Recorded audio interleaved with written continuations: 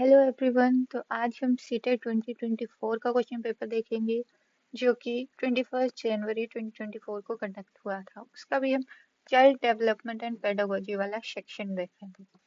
तो जो हमारा फर्स्ट क्वेश्चन है वो है, according to Vygotsky what is the role of the teacher in facilitating cognitive development.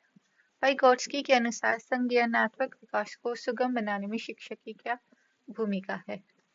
To provide information and knowledge to the student, to guide and support the student's learning through scaffolding, to allow the student to learn completely independently, to give only tasks the student can currently do independently.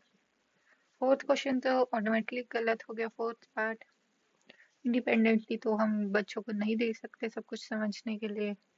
सिर्फ knowledge और information provide करना ही जो teacher का है वो काम नहीं है। तो option B is our correct answer.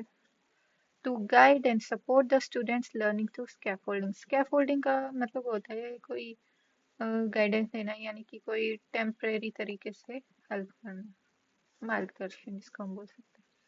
So our next question is, which of the following statement about adolescence is not correct? Adolescence is a social construction. Adolescence is generally considered to begin with puberty, the process that leads to sexual maturity and ability to reproduce. Adolescence is developmental transition between childhood, adulthood, entailing physical, cognitive, psychosocial changes. Children across different cultures enter in and experience adolescence in a same manner. तो चलिए अब इसका answer आप बताइए। आपको थोड़ा time दे देती हूँ मैं।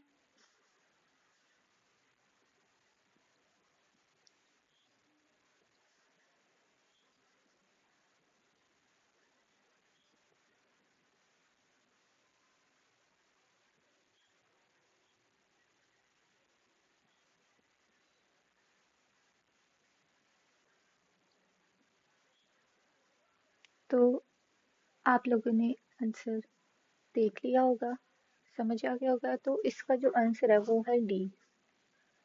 Children across different cultures enter in and experience adolescence in similar manner.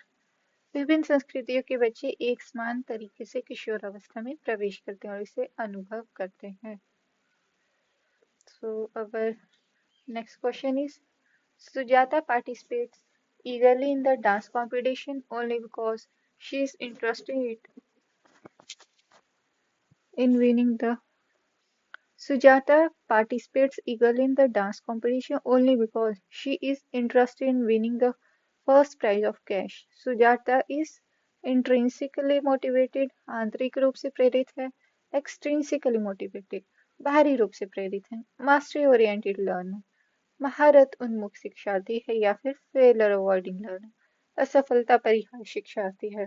तो इसका आंसर हो जाएगा extrinsically motivated। चलिए देखते हैं। सुजाता को नृत्य प्रतियोगिता में भाग लेने का प्रेरणा नकद पुरस्कार से मिलता है जो उसके अंतरंग रुचि या उद्देश्य से अलग है। यह एक बाहरी प्रेरक है जो उसके व्यक्तिगत लाभ के लिए उसे प्रोत्साहित करते हैं। In order to address the individual differences among learners, a teacher should acknowledge differences as abnormal and kind of deficit, be independent towards individual differences, consider differences as obvious feature of human diversity, या फिर implement a rigid and uniform curriculum for all learners। तो इसका answer हो जाएगा सी, consider differences as obvious feature of human diversity। व्यक्तिगत भिन्नताएं एक शिक्षक के लिए एक चुनौती नहीं बल्कि एक संसाधन है जिन्हें समावेशी और उदार शिक्षा के लिए उपयोग करना चाहिए। व्यक्तिगत भिन्नताएं छात्रों की रुचि, विशेषताओं, ज्ञान, संस्कृति, मूल्य और विश्वासों को दर्शाती है जो उन्हें एक दूसरे से अलग बनाती है। एक शिक्षक को इन भिन्नताओं को स्वीकार करना और उन्हें एक अवसर के रूप में देखना चाहिए जिससे वो अपने शिक्षण को विविध और रुचिकर बना सके। तो हमारा नेक्स्ट क्वेश्चन है, gene पियाजे believed that knowledge is constructed by child rather than being passed passively from the environment। ये सही लग रहा है। innate and given rather than acquired through interaction। innate का मतलब होता है बाय बर्थ, यानी कि जन्म से। तो ये तो मुझे नहीं लगता है। Co-constructing interactions with more knowledgeable others, अधिक जानकार अन्य लोगों के साथ बातचीत करने से सहनिर्मित होता है। A visible behavior change that can be measured by reliability, तो इसका आंसर फर्स्ट है। Constructed by the child rather than being passed passively from the environment. Jean पियाजे का मानना था कि ज्ञान पर्यावरण से निष्क्रिय रूप से पारित होने के बजाय बच्चे द्वारा निर्मित किया जाता है।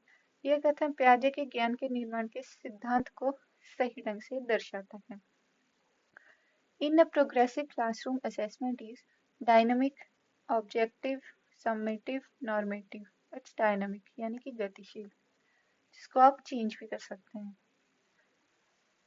एक प्रगतिशील कक्षा में आकलन छात्रों की व्यक्तिगत प्रगति और सीखने की शैली पर केंद्रित होता है।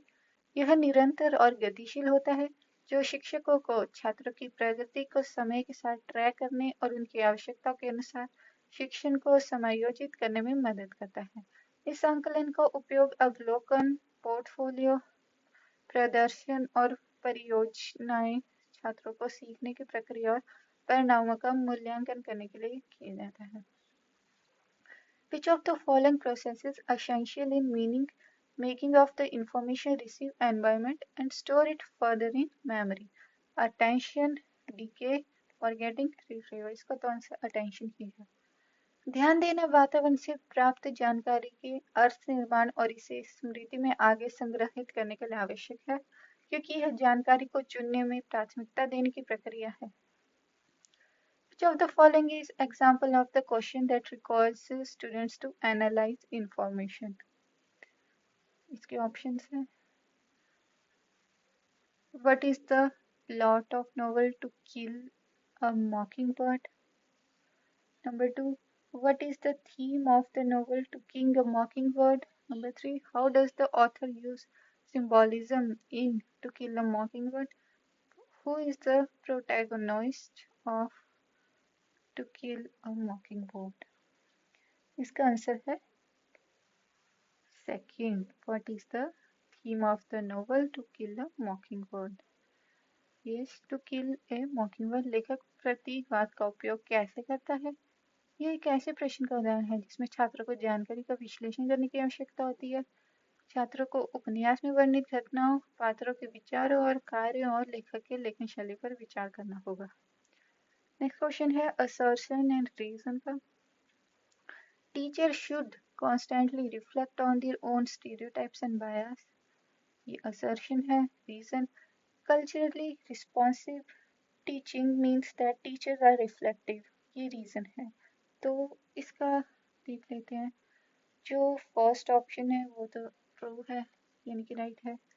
सेकंड भी राइट है। अब देखते हैं कि ये जो रीजन है वो इस assertion का है या नहीं।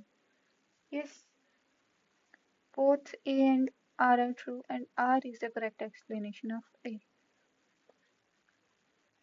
The central argument of Carol Gilligan's Antique of Kohlberg's theory of moral development is around ethics of current feminist perspective, overestimation of children's modern abilities, use of experimental design in studying children, educational implications of the study for school-going children. So इसका जो right answer है वो है ए, देखभाल की नैतिकता और नारीवाद दृष्टिकोण। मॉरल डेवलपमेंट से रिलेटेड क्वेश्चन है तो फिर इसमें नैतिकता वाला ऑप्शन तो पक्का ही होगा। Thank you and have a nice day.